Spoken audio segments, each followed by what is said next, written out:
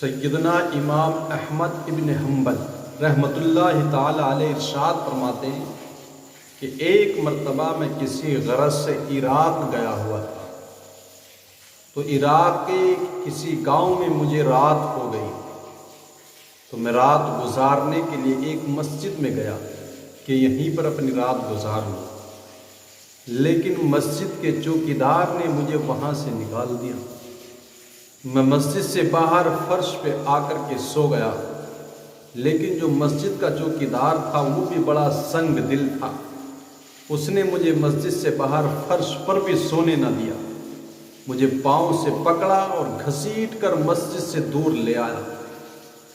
مجھے وہاں پر کسی خدا ترس اللہ سے ڈرنے والے انسان نے دیکھ لیا، وہ مجھے لے کر کے اپنے گھر گیا، میں اس کے یہاں جا کر کے سو گیا۔ رات میں نے دیکھا وہ انسان ہے، اٹھتے بیٹھتے جاگتے سوتے ہمیشہ وہ استغفار ہی پڑھا کرتا تھا۔ جب صبح ہوئی تو میں نے اس سے پوچھا استغفار پڑھنے کا تمہیں کوئی فائدہ ملا ہے؟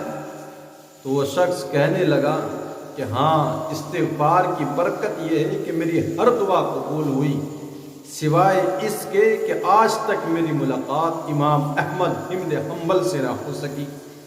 تو آپ فرماتے میں نے کہا میں امام احمد ابن حنبل ہوں، اور دیکھو کیسے گھسیٹ کر مجھے تمہارے پاس تک لایا گیا ہے۔